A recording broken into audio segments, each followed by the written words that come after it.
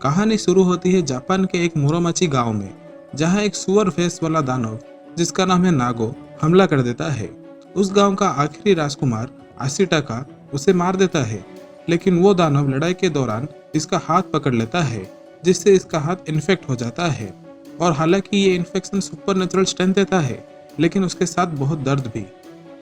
और गांव की सबसे बूढ़ी और होशियार औरत कहती है कि ये इन्फेक्शन इसके पूरे शरीर में फैलेगा और ये तड़प तड़प कर मर जाएगा। वो लोग ये भी पता लगाते हैं कि वो जानवर असल में सुअर भगवान था, जिसके अंदर की आयरन बॉल ने उसे करप्ट कर दिया था। उसके बाद वो बूढ़ी औरत आशिटाका से कहती है कि अगर उसे इलाज चाहिए तो वो पश्चिम की ओर जाए, जहाँ से नागो आया था, लेकिन अगर वो गांव छोड़कर गया तो दोबारा वापस नहीं आ पाएगा। उसके अगले दिन वो वेस्ट की तरफ निकलता है अपने गोजन में बैठकर, जिसका नाम याकुल है। और जाते वक्त उसकी बहन उसे एक सुंदर डेगर देती है।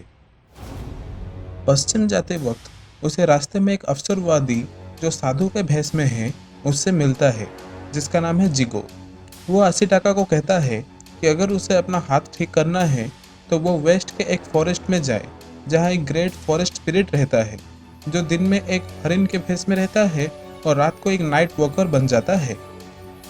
वहाँ पास ही में कुछ लोग बैलों के ऊपर सामान लोड करके घर ले जा रहे हैं, जिनको लीड कर रही है लेडी इबोसी।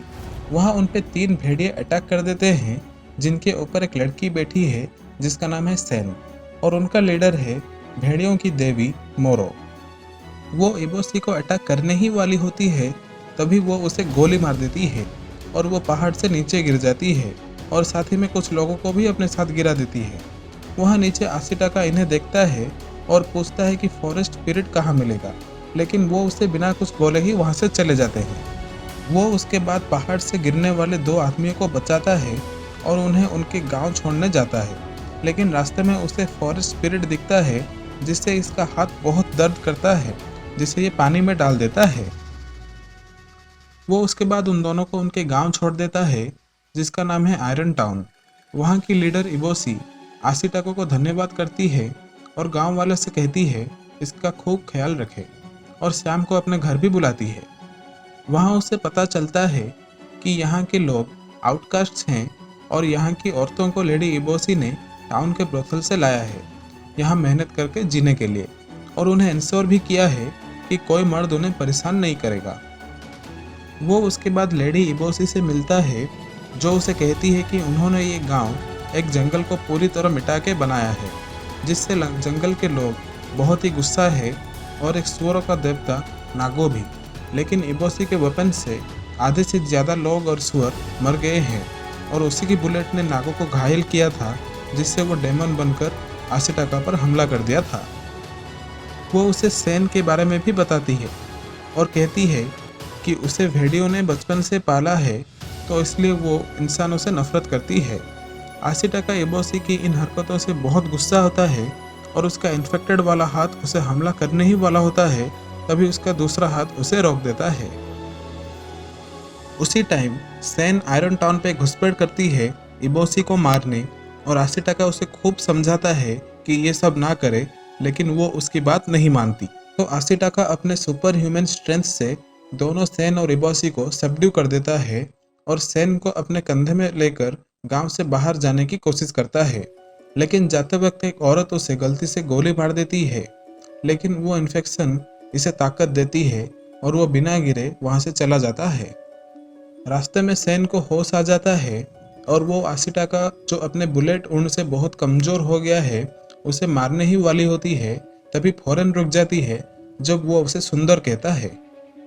उसके बाद सैन आशिटाका को जंगल के बीच एक तालाब के पास छोड़ देती है, ताकि फॉरेस्ट स्पिरिट वहां आए और इसे ठीक कर सके।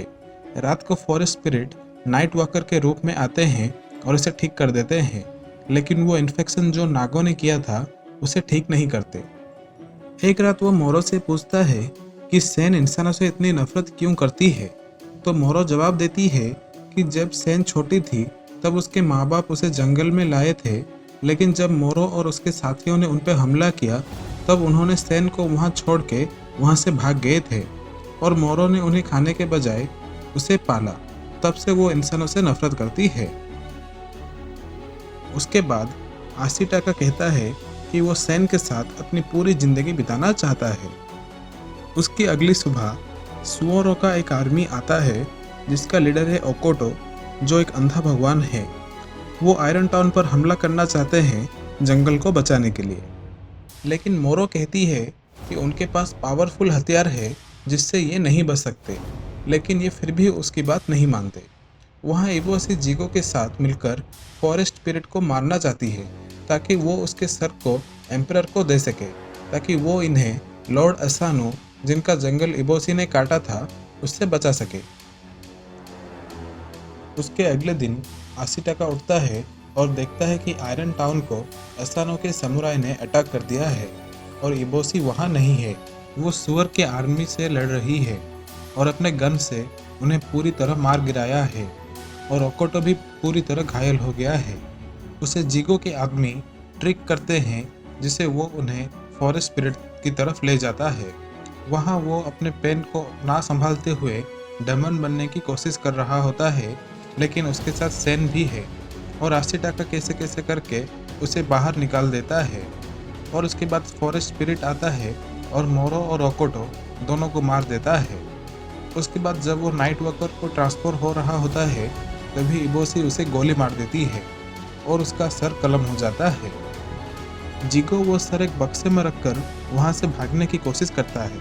वहाँ फॉरेस्ट स्पिरिट के मरते हुई बॉडी से एक रसायन निकलता है और जिसे भी वो टच करता है वो मर जाता है।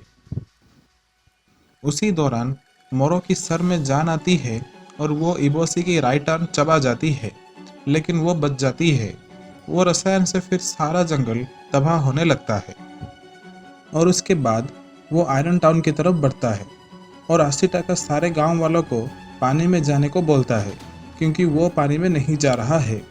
और वो फिर जिगो से सर लेके फॉरेस्ट स्पिरिट को वापस दे देता है और उसके बाद वो अपने असली रूप में आते हैं, लेकिन उसके बाद मर जाते हैं और जहाँ जहाँ उनकी बॉडी गिरती है वो जगह हील हो जाती है और आशिटाका की इन्फेक्शन भी। उसके बाद आशिटाका सैन को कहता है कि वो आयरन टाउन जाएगा उसे ठीक करने, लेकिन प्रॉमिस करता है कि वो उसे मिलने जंगल जरूर आया करेगा। वहाँ टाउन में लेडी इबोसी पूछती है कि आशिटाका कहाँ है और प्रॉमिस करती है कि वो उस टाउन को एक बेहतर टाउन बनाएगी। उसके बाद जंगल में फिर पेड़ पौधे खिलना शुरू होते हैं।